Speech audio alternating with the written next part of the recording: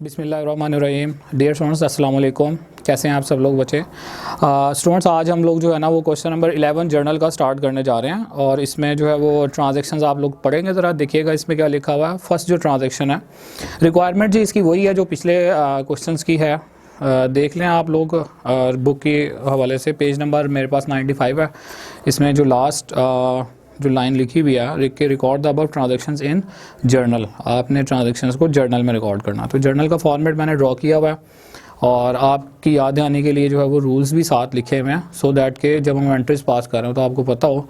मैं तकरीबन हर क्वेश्चन में साथ साथ ये लिख रहा हूँ, लेकिन अगले चैप्टर्स में जो है वो इनको लिखना जो है वो थोड़ा सा मुश्किल हो जाएगा। उसकी वजह यह है कि नेक्स्ट जो चैप्टर्स हमारे आ रहे हैं उसमें हम बेसिक्स तो डेफिनेटली नहीं पढ़ रहे होंगे। तो बेसिक्स के लिए मैंने हर क्वेश्चन के साथ इसीलिए लिख दी हैं क्योंकि ये चीज़ें अभी आप अच्छे तरीके से सीख लें। अगले चैप्टर्स में जब हम क्वेश्चन कर रहे होंगे तो ये रूल्स मैं साथ नहीं लिखा करूँगा। ये रूल्स आपको अच्छे तरीके से आने चाहिए, क्योंकि अगर ये सही याद नहीं है तो एंट्रीज पास नहीं हो सकते, रिकॉर्डिंग जर्नल में नहीं कर सकते।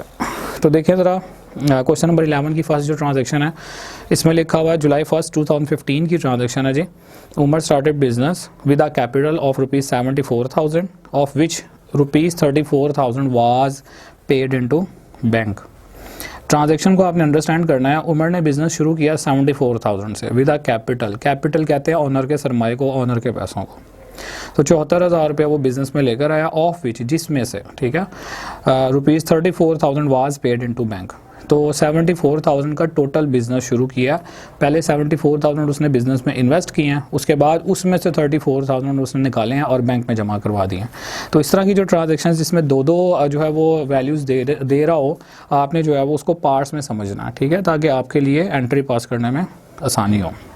तो यहाँ पर जब मैं एंट्री जो पहला अगर मैं हिस्सा इसका देखूँ तो इसमें क्या लिखा हुआ कि उमर ने बिज़नेस स्टार्ट किया 74,000 से। तो आप जब इसकी एंट्री पास करते हो, डेफिनेट बात है कि कैश जो है वो बिज़नेस में इन हो रहा है, तो बिज़नेस का कैश जो है वो बढ़ेगा। और जब भी कैश बढ़ता है हम क्या कहते हैं कि कैश जो है वो बिज़नेस का एसेट होता है, क्योंकि एसेट्स की डेफिनेशन में बताया हुआ था कि हर वो चीज़ जिससे बिज़नेस को बेनिफिट हो रहा होता है वो एसेट कहलाती है। तो कैश बढ़ने का मतलब है एसेट बढ़ रहा है। और एसेट का रूल अगर आप देखो तो एसेट की इंक्रीज डेबिट होती है। तो आपने करना क्या, यहाँ पर कैश अकाउंट को डेबिट कर देना, यानी डेबिट वाले कॉलम में लिखेंगे हम। और ये पैसे लेकर कौन आ रहा है बिजनेस में? ऑनर है। ऑनर लेकर आ रहा है, तो ऑनर के पैसों को अकाउंटिंग की लैंग्वेज में कैपिटल कहते हैं। सरमाया जब बिजनेस का बढ़ता है, इंक्रीज होती है, तो उसको एज पर रूल क्रेडिट करते हैं। तो आपने यहाँ पर कैपिटल अकाउंट को क्रेडिट कर देना।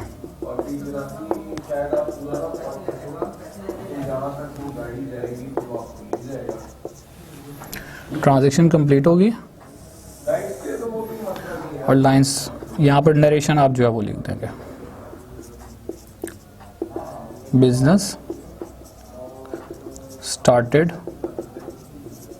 With cash. ट्रांजैक्शन की डेट मेंशन करेंगे 1 जुलाई 2015 है और इसी दिन ही जो है वो 34,000 बैंक में सबमिट हो रहे हैं। तो इसकी भी डेट वही आ जाएगी। 74,000 में से 34,000 जो है वो बैंक में डिपॉजिट होने जा रहे हैं। तो जब आप बैंक में पैसे जमा करवाओगे, बैंक अकाउंट बढ़ेगा, बिजनेस का कैश कम होगा। बैंक भी एसेट होता है और कैश भी एसेट होता है। इसका मतलब है दोनों के ऊपर एसेट वाले रूल लगेंगे। एसेट का रूल क्या है? एसेट बढ़ेगा तो डेबिट करेंगे और अगर उसमें डिक्रीज कमी आ रही होगी तो उसको क्रेडिट करेंगे। तो चूँकि बैंक अकाउंट में पैसे डिपॉजिट करने की वजह से इंक्रीज आएगी, इसलिए मैंने बैंक को डेबिट करना है। अमाउंट यहाँ पर है 34,000 और कैश अकाउंट बिजनेस का कम हो रहा होगा।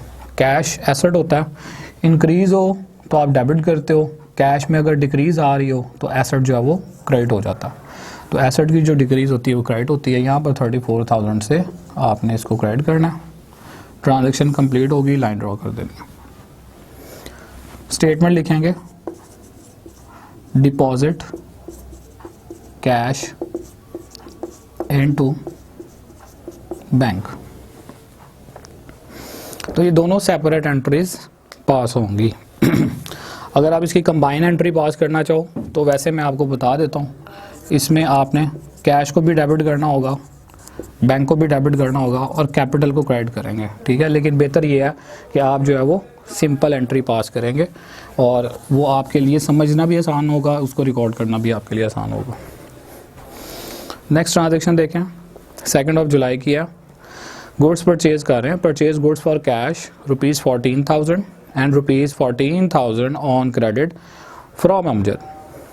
तो 14,000 रुपये की कैश पर एंड का वर्ड आ रहा है और 14,000 रुपये की क्रेडिट पर, उधार पर, किससे? अमजद से। तो टोटल गुड्स हमने परचेज़ कितने की हैं? 28,000 की।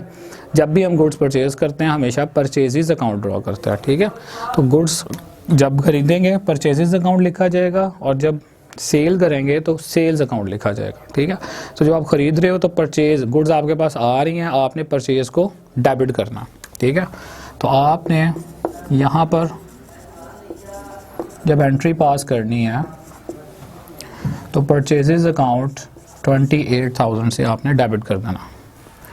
अब ये लिखा हुआ जी कि 14,000 रुपये आप कैश दे रहे हो, तो 14,000 जो है वो जब कैश पे करेंगे बिजनेस से आउट होगा, कैश एसेट होता है और अगर डिक्रीज़ हो रही हो तो क्रेडिट करते हैं। तो कैश अकाउंट को आपने 14,000 से क्रेडिट कर देना, ठीक है, क्योंकि एसेट बिजनेस का कम हो रहा है। कैश हमारा एसेट होता है, काफ़ी दफ़ा बता चुका हूँ, जब भी डिक्रीज़ होगी उसको क्रेडिट करेंगे। इसके साथ आप देखें कि 14,000 की उधार पर भी ली हैं और ली किससे हैं? अमजद से। और यहाँ पर अगर हम देखें तो वही पिछले सवालों वाले कॉन्सेप्ट कि जिनको हमने पैसे देने होते हैं उनको अकाउंट्स पेएबल या क्रेडिटर कहते हैं और ये हमारे बिजनेस की क्या होती हैं?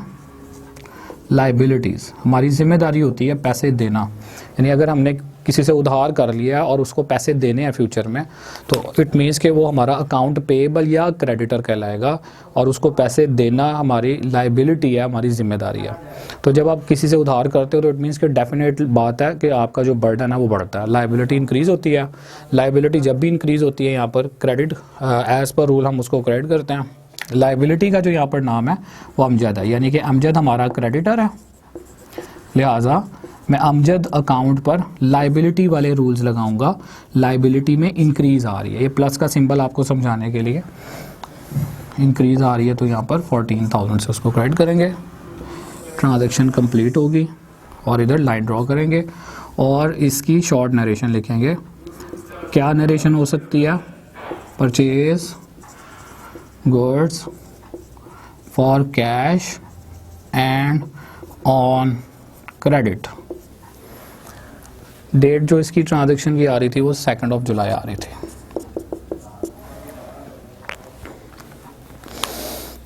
थर्ड ट्रांजैक्शन देखिएगा, 4 जुलाई की है। Purchase office typewriter for ₹11,000 from Muzammil. 11,000 रुपये का टाइपराइटर ख़रीदा मुजम्मिल से। आपको बताया हुआ है कि अगर किसी भी ट्रांजैक्शन में पर्सन का नाम आ जाए, कैश का वर्ड ना दिया हो, किसी पर्सन का नाम दिया हो या पार्टी का नाम दिया हो, तो वो हमारी क्रेडिट वाली ट्रांजैक्शन होती है, उधार वाली ट्रांजैक्शन होती है। तो यहाँ पर हमने जी टाइपराइटर भी उधार पर ख़रीदा, यानी कि मुजम्मिल को हमने पैसे देने हैं और मुजम्मिल यहाँ पर हमारा अकाउंट पेएबल या क्रेडिटर होगा और वो हमारी लाइबिलिटी कहलाएगा। जिनको पैसे देने होते हैं उनके ऊपर लाइबिलिटी वाले रूल लगते हैं और लाइबिलिटी का रूल क्या? इंक्रीज़ करो तो क्रेडिट करना है और डिक्रीज़ हो तो उसको डेबिट करना है। तो यहाँ पर आप 4 जुलाई डेट इसकी मेंशन करना है। ऑफिस टाइपराइटर भी लिखा जा सकता है और इसकी जगह पर आप ऑफिस इक्विपमेंट का लफ्ज़ भी लिख सकते हैं। ऑफिस इक्विपमेंट अकाउंट, ऑफिस का जितना भी सामान आता है आप उसको ऑफिस इक्विपमेंट अकाउंट में डाल सकते हैं। दोनों अप्रोचेस ठीक हैं, आप ऑफिस टाइपराइटर लिख दें या ऑफिस इक्विपमेंट लिख दें, दोनों तरह से जो है वो ठीक होगा, गलत नहीं करेगा एग्जामिनर। तो आपकी मर्ज़ी है, लेकिन बेहतर ये है कि आप ऑफिस इक्विपमेंट का वर्ड डालें और जितने का टाइपराइटर ख़रीदा गया उसको आप डेबिट कर दें। डेबिट क्यों कर रहे हैं? क्योंकि टाइपराइटर से बिज़नेस को बेनिफिट होगा, एसेट है, जो चीज़ भी बेनिफिट दे रही है वो हमारा एसेट है और एसेट जब भी बिज़नेस का बढ़ता है हमेशा उसको डेबिट करते हैं।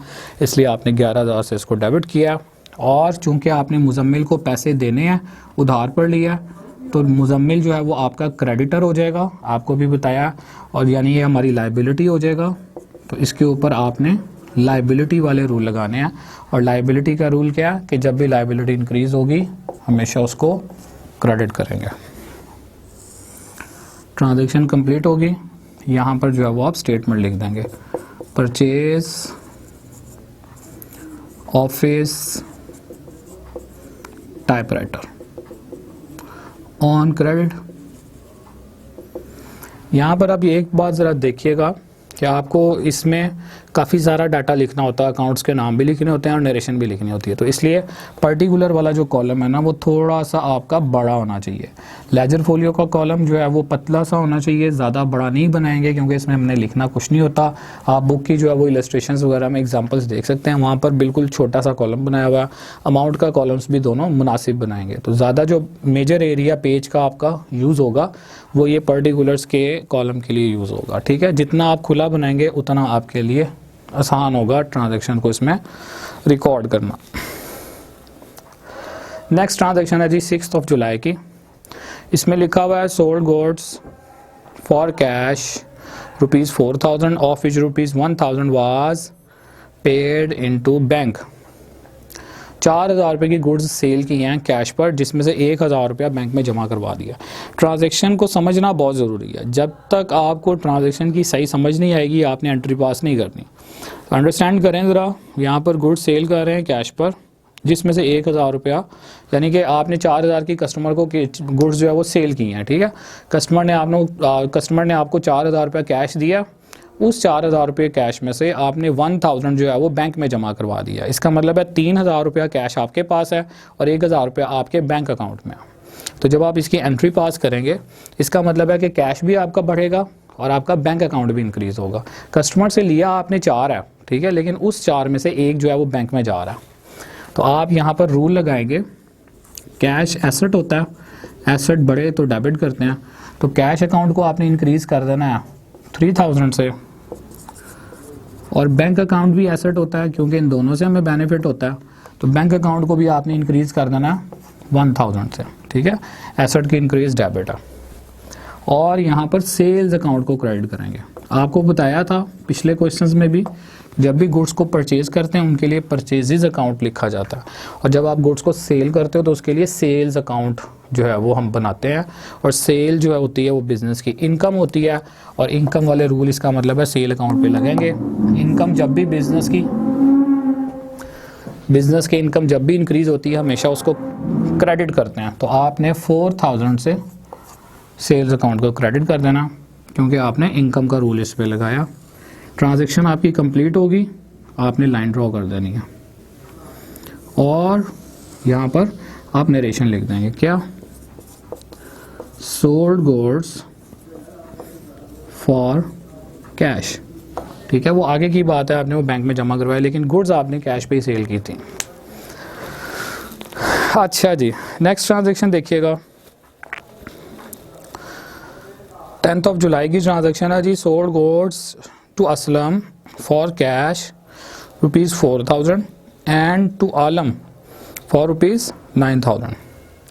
अब यहाँ पर देखा जाए गुड्स फिर सेल हो रही हैं, लेकिन ट्रांजैक्शन को समझना है आपने, 2 हिस्सों में इसको डिवाइड कर लें। पहले लिखा हुआ जी sold goods to Aslam for cash, Aslam को गुड्स सेल की हैं कैश पर, कितने की, 4,000 की। तो यहाँ तक कि अगर एरिया को आप एक ट्रांजैक्शन समझो तो आप क्या कहोगे, ये क्रेडिट ट्रांजैक्शन है या कैश ट्रांजैक्शन है, क्योंकि पार्टी का नाम मौजूद है। तो स्टूडेंट्स यहाँ पर आपने ये देख लेना कि पार्टी का नाम तो मौजूद है, पर्सन का नाम तो मौजूद है, लेकिन साथ कैश का भी वर्ड है। तो ऐसी कोई ट्रांजैक्शन जिसमें पर्सन का नेम भी आ जाए और कैश का भी वर्ड आ जाए तो वो हमारी क्रेडिट वाली ट्रांजैक्शन नहीं होती, कीप इन योर माइंड, वो हमारी कैश वाली ही ट्रांजैक्शन। जब कैश का वर्ड आ गया तो अंडरस्टूड बात है ना कि वो हमारी कैश वाली ट्रांजैक्शन होगी, यानी हमने जो भी सेल परचेज की हुई है वो कैश पे लेन देन हुआ हुआ है, क्रेडिट पे नहीं हुआ हुआ, बेशक असलम का वर्ड आ जाए। तो अब पर्सन का नाम आने की वजह से हम कहते हैं कि वो उधार वाली ट्रांजैक्शन है। जैसे कि ऊपर देखा था अमजद का लफ्ज़ आया हुआ था, अमजद का वर्ड आया हुआ था, तो हमने कहा कि ये पर्सन का नेम है, और रूल क्या है कि अगर किसी ट्रांजैक्शन में पर्सन का नेम आ जाए तो वो क्रेडिट ट्रांजैक्शन है। लेकिन यहाँ पर पर्सन के नेम के साथ आप ये भी तो देखें कि कैश का वर्ड है, तो इसलिए आपने इसको कैश ट्रांजैक्शन ट्रीट करना है। तो पहला जो हाफ पोर्शन है ना इस ट्रांजैक्शन का वो कैश ट्रांजैक्शन वाला है। तो आप जो है वो इसकी बेशक अगर अपनी आसानी के लिए चाहें तो 2 एंट्रीज इसकी पास कर सकते हैं, ठीक है। और अगर आपने एक पास करनी है तो एक भी जो है वो ठीक है। तो आप यहाँ पर क्या करोगे, 4,000 रुपीज़ कैश पर। असलम को अगर आपने गुड्स 4,000 रुपये की कैश पे बेची हैं, इसका मतलब है असलम आपको 4,000 रुपये देगा, कैश आपके पास आएगा। कैश जब भी बिजनेस में इन होता है इंक्रीज़ होती है, इसका मतलब है एसेट बढ़ रहा है, एसेट बढ़ रहा है तो उसको डेबिट करते हैं। तो आपने कैश अकाउंट को डेबिट कर लेना यहाँ पर 4,000 से, ठीक है। और उसके बाद आगे लिखा हुआ एंड टू आलम फॉर ₹9,000। और आलम को अब यहाँ पर एंड टू आलम, एंड के बाद जो अगर हम स्टेटमेंट देखें उसमें पर्सन का नेम तो है लेकिन कैश का वर्ड नहीं है, तो इसका मतलब है कि ये आगे वाली ट्रांजैक्शन कैश वाली ट्रांजैक्शन नहीं है। इट मीन्स कि हम यहाँ पर कहेंगे कि आलम को हमने 9,000 रुपये की चीज़ें उधार पर बेची हैं, क्रेडिट पर बेची हैं, यानी उसने हमें पैसे नहीं दिए। तो इट मीन्स कि अगर हमने किसी को चीज़ें बेच दी हों और उससे हमने पैसे लेने हों तो उनको फिर हम क्या कहते हैं, जिन पर्सन से हमने पैसे लेने होते हैं उनको हम अकाउंट रिसीवेबल या डेटर्स कहते हैं, ठीक है। जिस तरह जिनको पैसे देने होते हैं उनको अकाउंट पेएबल कहते हैं, जिनसे लेने हैं उनको अकाउंट रिसीवेबल कहते हैं। दूसरा नाम जो बुक में यूज़ होता है, जिनको पैसे देने हैं उनको क्रेडिटर कहा जा सकता है, और जिनसे पैसे लेने हैं उनको डेटर कहा जा सकता है, ठीक है। तो जिनसे हमने पैसे लेने होते हैं वो अकाउंट रिसीवेबल या डेटर कहलाते हैं, और इनसे चूंकि हमें बिजनेस में फ़ायदा होना होता है फ्यूचर में, तो इसलिए हमारे एसेट्स होंगे और इसमें एसेट वाले रूल हम अप्लाई करेंगे। एसेट का रूल क्या है, एसेट जब भी इंक्रीज़ होगा हमेशा उसको डेबिट करेंगे। तो आपने आलम अकाउंट को डेबिट करना है क्योंकि ये आपका अकाउंट रिसीवेबल है, अकाउंट रिसीवेबल में इंक्रीज आ रही है, तो 9,000 से इसको आप डेबिट करना है। तो दो वैल्यूज़ डेबिट हो जाएंगी। अब अगर इस ट्रांजैक्शन को पूरा पढ़ें तो क्या पता लग रहा है, गुड्स सेल की हैं असलम को कैश पर 4,000 रुपये की और आलम को 9,000 रुपये की, तो टोटल जो गुड्स आपने सेल की हैं ना वो 13,000 रुपये की बेची हैं। तो इट मीन्स कि आप सेल अकाउंट में 13,000 रुपये डालेंगे, और सेल जो होती है वो बिज़नेस की इनकम होती है। इनकम जब भी इंक्रीज़ होती है हमेशा उसको क्रेडिट करते हैं। तो आपने यहाँ पर सेल्स अकाउंट को 13,000 से लिखना है, और उसके बाद इसकी नरेशन लिख देनी है। नरेशन इसकी क्या बनेगी, सोल्ड गुड्स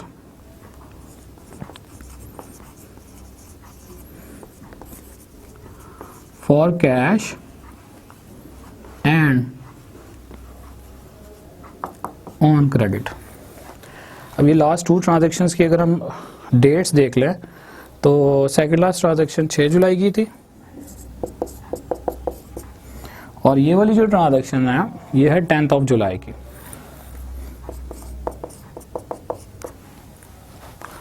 उसके बाद स्टूडेंट्स देखिएगा लास्ट एंट्री जो यहाँ पर आ रही है, दैट इज मेरे यहाँ पर बोर्ड पर जो लास्ट एंट्री आ रही है, क्योंकि जगह कम है तो इसका मतलब ये है कि जो बाकी ट्रांजैक्शंस होंगी इस क्वेश्चन की वो मैं ऊपर वाली एंट्रीज जो है वो रेज कर दूंगा, और उसके बाद जो है वो आपको वहाँ पर ऊपर वाले पोर्शन में बाकी एंट्री समझाऊंगा। 14 जुलाई की ट्रांजैक्शन है ये,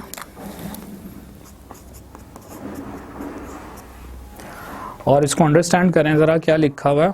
जिनको पिछले क्वेश्चंस आते हैं उन्हें ये बात अच्छी तरीके से समझ आ रही होगी जो अब ट्रांजैक्शन में पढ़ने लगा उसके हवाले से। इसमें लिखा हुआ है cheque given to Amjad ₹13,800 and receive discount ₹200। Amjad को चेक दे रहे हैं 13,800 रुपये का और 200 रुपया उससे डिस्काउंट ले रहे हैं। अब अमजद कौन है, इसके लिए अगर आप ऊपर सेकंड ट्रांजैक्शन पढ़ लें तो आपको अंदाज़ा हो जाएगा कि अमजद वो पर्सन है जिससे हमने 14,000 रुपये की गुड्स परचेज़ की थी। अमजद अकाउंट को अपनी लाइबिलिटी बनाया था, हमने इसको पैसे देने थे, उधार पर ली थी हमने 14,000 की गुड्स, ठीक है। तो हमने इट मीन्स कि अमजद को पेमेंट करनी थी। अब इस ट्रांजैक्शन में पेमेंट करने के वाले से बात हो रही है कि अमजद को 13,800 पे कर रहे हैं, ठीक है, और चेक में दे रहे हैं। ये बात ध्यान में रखें, कैश गिवन नहीं लिखा हुआ, चेक गिवन लिखा हुआ। तो चेक इशू कर रहे हैं आप अमजद को, जो उसके आपने पैसे देने थे। अब पैसे टोटल आपने देने थे उसको 14,000 से, ये मैं दोबारा बता रहा हूँ। अब 14,000 की जब आप पेमेंट उसको करने गए होगे, उसने कहा जी 2,000 जो है वो, या 14,000 की पेमेंट करनी थी, 200 जो है वो पार्टी हमें छोड़ रही है, यानी वो हमें डिस्काउंट दे रहे हैं। तो हमने अगर किसी को 14,000 रुपये देने हों और उसके बजाय हमें देने पड़े उसको 13,800 रुपया। इसका मतलब है 200 रुपया अगर वो हमें छोड़ रहे हैं तो हमारे लिए वो इनकम ही हुई ना। तो डिस्काउंट रिसीव जो है वो यहाँ पर इनकम हमारे लिए कंसिडर होगी।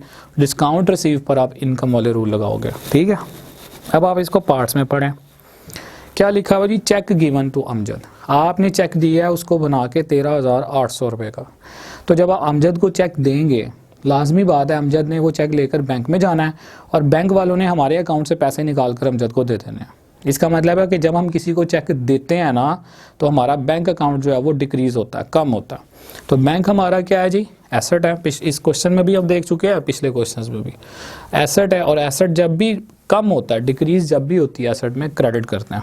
तो आपने यहाँ पर जब एंट्री पास करनी है तो आपने बैंक अकाउंट को क्रेडिट कर देना 13,800 से, ठीक है स्टूडेंट्स। उसके बाद डिस्काउंट रिसीव 13,800 का आपने चेक दिया, बैंक अकाउंट आपका कम हो गया। 200 रुपया जो है वो आपको डिस्काउंट मिल रहा है। तो डिस्काउंट रिसीव आपकी जो है वो इनकम होती है। अगर किसी को डिस्काउंट दे रहे होंगे वो हमारा एक्सपेंस होगा, डिस्काउंट अगर मिल रहा होगा तो वो इनकम होगी। इनकम वाले रूल लगेंगे। इनकम जब भी इंक्रीज होती है हमेशा उसको क्रेडिट करते हैं। तो आपने यहाँ पर डिस्काउंट रिसीव्ड अकाउंट के नाम से 200 रुपीज़ को अपनी इनकम डिक्लेयर करके क्रेडिट कर देना। अब देखा जाए तो आपने उसको एक लिहाज से 14,000 रुपया पूरा पे कर दिया, ठीक है। 13,800 का चेक दिया, 200 उसने खुद आपको छोड़े। तो इट मीन्स कि अब अमजद को आपने 14 अगर पूरा सेटल कर दिया, उसके साथ पैसे दे दिए हैं, तो अब फ्यूचर में आपने उसको कोई पैसे नहीं देने हैं। जब हमने किसी पार्टी के पैसे देने होते हैं तो लायबिलिटी बढ़ जाती है, लायबिलिटी में इंक्रीज आ जाती है। जैसे कि ऊपर हुआ था कि हमने जो गुड्स खरीदी थी 28,000 रुपये की, उसमें से 14,000 रुपये की गुड्स हमने अमजद से परचेज़ की थी। हमारी जो लायबिलिटी थी ना वो बढ़ गई थी। अब जब हमने अमजद को पेमेंट कर दिया तो लायबिलिटी कम हो जाएगी। लायबिलिटी अगर डिक्रीज हो रही हो तो हमेशा उसको डेबिट करते हैं। तो इट मीन्स कि अमजद यहाँ पर हमारी लायबिलिटी था, अकाउंट पेएबल था, इसलिए मैंने अमजद के अकाउंट को डेबिट करना है 14,000 से। और ये मेरी एंट्री पास हो गई, रिकॉर्ड हो गई। इसकी मैं नरेशन लिख दूंगा, क्या, cheque issue and received discount, ठीक है। अगर स्टेटमेंट को बढ़ाना है तो cheque issue and receive discount from Amjad, दोनों तरह से ठीक है। बेसिकली नरेशन में हमने सिर्फ ऊपर वाली ट्रांजैक्शन का हिंट लिखना होता कि हुआ क्या था ऊपर की ट्रांजैक्शन में, ठीक है स्टूडेंट्स। उसके बाद हम लोग अपनी नेक्स्ट ट्रांजैक्शन पर चलते हैं और उस ट्रांजैक्शन में आप लोग ये देखें, आप इस ट्रांजैक्शन को पढ़ें। मैं ऊपर वाला एरिया जो है वो रेस करने लगा हूँ बिकॉज हमारे पास जगह नहीं है। तो ये जो शुरू की 3rd एंट्रीज हैं, फर्स्ट 3 एंट्रीज जो है वो मैंने रेस कर दी हैं इधर, और इधर मैं अब जो है वो लाइंस ड्रॉ कर देता हूँ सो दैट कि आपको फॉर्मेट के समझने में आसानी हो।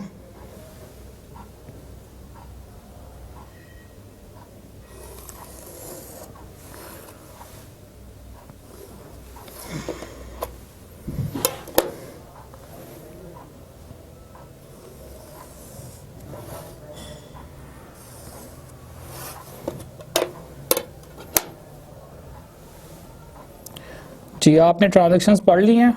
ये वाली अगली ट्रांजैक्शन अगर पढ़ ली है तो उसके बाद उसे वेरी नेक्स्ट ट्रांजैक्शन आप देखें, उसको भी ज़रा अंडरस्टैंड कर लें ताकि प्रॉब्लम ना हो, आप खुद भी समझें इन चीज़ों को।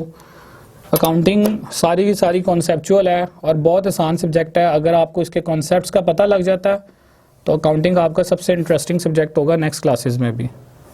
और कॉमर्स के स्टूडेंट्स को सबसे ज़्यादा बेनिफिट ही अकाउंटिंग का इस सब्जेक्ट का होता है क्योंकि प्रैक्टिकल सब्जेक्ट है, आगे आपकी फ्यूचर लाइफ में भी काम आता है, चाहे आप बिजनेस कर रहे हैं चाहे आप जॉब कर रहे हो। नेक्स्ट ट्रांजैक्शन देखें जी, 17 जुलाई की ट्रांजैक्शन है। इसमें लिखा हुआ amount withdrawn from bank for personal use for ₹1500 and for business use ₹3000। Amount withdrawn, amount निकाली गई है फ्रॉम बैंक, बैंक से, फॉर पर्सनल यूज़, पर्सनल ज़ाती इस्तेमाल के लिए, यानी ऑनर ने अपने लिए पैसे कितने निकलवाए हैं 1500 और बिजनेस यूज़ के लिए कितने निकलवाए हैं 3000। तो अगर हम यहाँ पर देखें तो टोटल जो बिज़नेस से पैसे निकल रहे हैं ना वो निकल रहे हैं 4500 से, यानी 4500 रुपया बिज़नेस के बैंक अकाउंट से आउट हो रहा है। तो आपने करना क्या स्टूडेंट्स, यहाँ पर बैंक अकाउंट से जब पैसे निकलेंगे तो उनको तो टोटल आपने आउट करना है ना, 4500 से क्रेडिट करना। बैंक एसेट होता है, एसेट में डिक्रीज हो तो क्रेडिट करते हैं, तो इसलिए आपने बैंक अकाउंट को 4500 से क्रेडिट करना है, ठीक है। अब इसमें से 3000 बिजनेस में आ रहे हैं और 1500 ऑनर लेकर जा रहा है। तो ये बात आपको पता है कि ऑनर जब भी बिजनेस से पैसे निकालता है, बिजनेस से अपने ज़ाती इस्तेमाल के लिए पैसे निकालता है, हम उसको कहते हैं जी ड्राइंग, कि उसने ड्राइंग्स की हैं। तो ऑनर के वाले से जब भी गुड्स निकलवा रहा हो या कैश निकलवा रहा हो हम ड्राइंग अकाउंट बनाते हैं। तो चूंकि उसने 1500 रुपये की ड्राइंग्स कर ली हैं तो ड्राइंग्स की जो इंक्रीज होती है वो डेबिट होती है, इसलिए 1500 रुपये से आपने इसको डेबिट कर देना। और जो 3000 बिजनेस यूज़ के लिए निकाले थे, देखें बैंक से जब वो पैसे निकालेगा तो वापस वो कैश की फॉर्म में आ जाएंगे ना। तो जब कारोबार में पैसे आएंगे वापस तो वो कैश की फॉर्म में आएंगे। इट मीन्स कि आपका कैश अकाउंट जो है ना वो बढ़ जाएगा। तो कैश जो है वो बिजनेस का एसेट होता है। आप कैश अकाउंट को 3000 से इंक्रीज कर देंगे, ट्रांजैक्शन कंप्लीट होगी और लाइन ड्रॉ कर दें और इसकी नरेशन लिखें। क्या लिखेंगे, सिंपल लिखते हैं विदड्रॉन, यानी कि निकलवाए गए हैं पैसे फ्रॉम बैंक। ट्रांजैक्शन की अंडरस्टैंडिंग कर लें, बैंक अकाउंट क्रेडिट हो रहा है 4500 से, इसका मतलब है बैंक क्रेडिट कब होता है, जब बैंक से पैसे निकलते हैं, क्योंकि बैंक एसेट है, एसेट कम हो तो क्रेडिट करते हैं बैंक को, इसलिए आपने क्रेडिट किया। 4500 रुपया टोटल निकाला था, 1500 ऑनर ले गया था, 3000 वापस बिजनेस में आ गया। तो जब 3000 रुपया बिजनेस में आएगा वो कैश की फॉर्म में लिखेंगे और जो ऑनर ले गया उसको ड्राइंग के नाम से लिखेंगे। ट्रांजेक्शन की जो डेट थी दैट वाज 17 जुलाई।